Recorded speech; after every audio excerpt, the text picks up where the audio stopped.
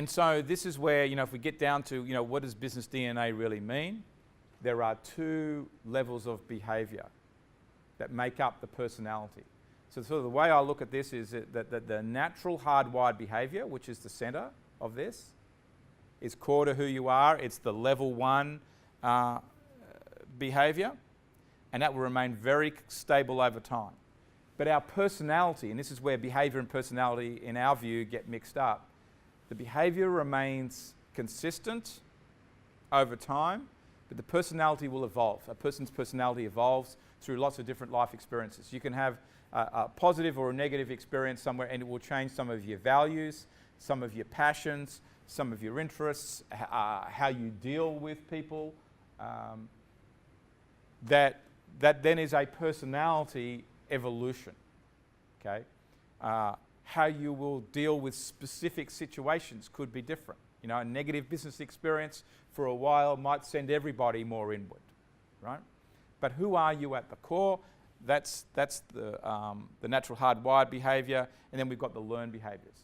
So you always got to remember when we approach this, that our reports that you're dealing with in this training around the natural behavior, that's how someone is generally going to be on a consistent basis.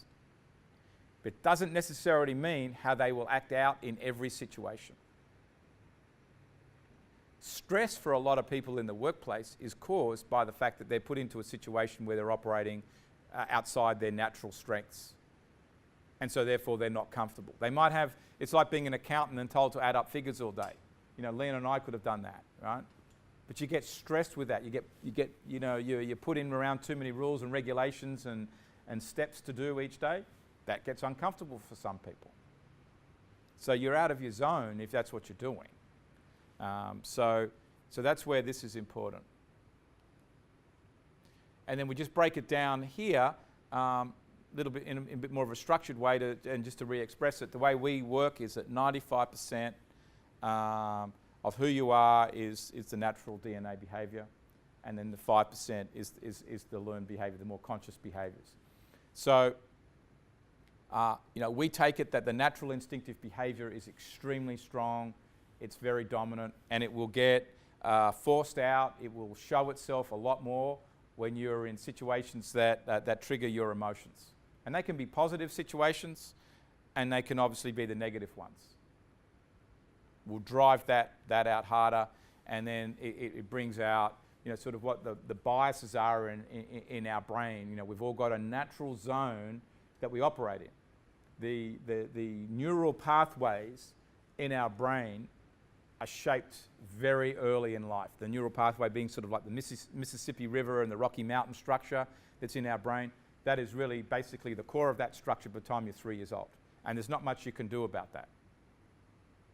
The brain keeps developing, though, between the ages of 3 to 18, particularly 3 to 15, but every one of us is going through a lot of emotional development there.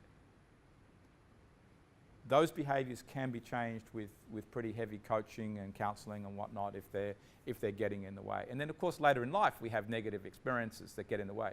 But you can get around those if you're prepared to. But the wiring of your brain is set pretty early in life. And so that's really the principles here of nature and nurture. So we will take it at DNA behaviour that there is more nature involved than the nurture. And particularly when you're working around behavioural management of people, you want to focus on the nature, because that's where that inherent drive is going to be. And then really the work is about how do you harness that? How do you work with the positives that you've got, the strengths you've got, and maximise those at the right time? And when do you pull back from it? It's also not right to say that just because you're creative, well, I'll be creative all the time, right? Because you will be changing what you do every time you touch it. You'll always be writing something new. There needs to become consistency. So it's a matter of knowing knowing yourself well enough to deploy those talents, but when also to back off, and when does it become a struggle? Being outgoing is great, but if you talk too much at the wrong time, loose lips sink ships. That will always be a struggle for someone who's an engager in this room. right? The emotion is great. For someone like me who's reserved, not saying enough, being, allowing the shyness to take over and think it's okay, and doing the Irish exit when you go to a party and just leaving without telling anybody. Is that a good thing to do, right? People notice after a while if you do that too many times, and they don't invite you back to their house. That's not good. So, but there are strengths in everything. There is strength in being reflective. It's quite good for listening.